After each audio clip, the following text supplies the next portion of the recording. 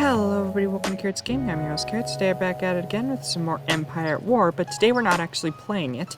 We're doing a new series called Mod Spotlight, where I'll be going over Empire at War mods and going over whether I would recommend them, how they compare to other mods that I've played, and so forth. So this is a mod called Rise of the Mandalorians, a very highly recommended mod on Forces of Corruption Workshop page. And I got into it. I played multiple factions, got into multiple battles, did a little bit of skirmish, and this is over my overall opinion of the mod. So let's start off by going over the pros and the cons. The pros are it has really, really good graphics. Graphics to rival even Remake mod, and definitely way better than Awakening of the Rebellion. Now granted, Awakening of the Rebellion has its own charms and abilities to make play that this actually doesn't. It plays really, really smoothly. There was no real graphical hitches, no lags, no frame drops, which is really surprising given the fact my computer is a potato with RAM attached to it. It was really easy to get started. There wasn't a whole lot you had to do. With Fall of the Republic and Awakening the Rebellion, you have to build shipyards, get your forces together, try and get your infrastructure up right away. With this mod, it's pretty much just get in and start fighting, which is okay for some people. I prefer the more tactical thinking of okay, let's build this shipyard and get this mining facility going on, but that's just my personal opinion. Now we're going into the cons. It was very simple in a way, which can be good for some people, but not me.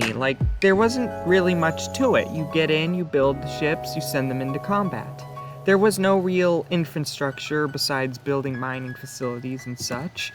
There was nothing really intuitive like building defenses in your space, trying to get which planets are going to be your fortress worlds.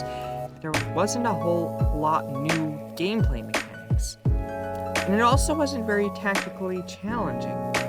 I got in and I won most of the battles I played, even on the hardest difficulty, with multiple ships. Pretty much just outnumbering your enemy or having better ships was an automatic win, which in most mods I play is not the case. It's how you use the ships you have that are ways you win.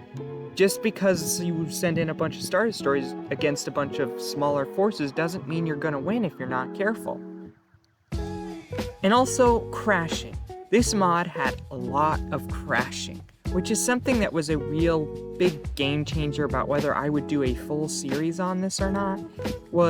It was hard to kind of get going, especially the ground combat. It was really, really hard to get the ground combat to work right. There was just a lot of crashing going on.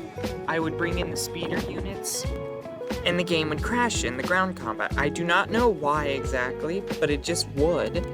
But, crashes aren't really something new to Empire at War. Even the games I have, it can be solved with saving regularly and not being too careless about the game, and you should be able to play it. Now, would I personally recommend this to a new player who's just getting started in RTS or just picking up Star Wars Empire at War for the first time? Absolutely. It was a really easy game to get into. It worked really, really well, except for the occasional crash, which again can be solved relatively easily.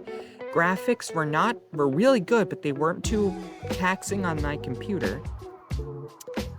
However, for the more people who've been playing it longer and are searching for a tactical challenge, I would not recommend it. It just didn't offer a lot more than vanilla game. However, that does not mean I don't recommend it for the more experienced player who's just looking for a casual time and not looking to get into crazy tactical combat. But for people like me who are looking to get into the more tactics of it to try and outwit your enemy rather than just outnumber them, I would not recommend it. For the new player, absolutely. Get into it, do what you want.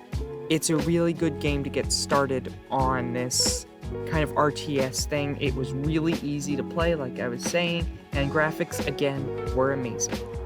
Well, that'll be it for this episode. Thank you guys so much for watching. If you have any more Mod Spotlight recommendations, please put them in the comment section below. I will see you guys in the next one. Bye!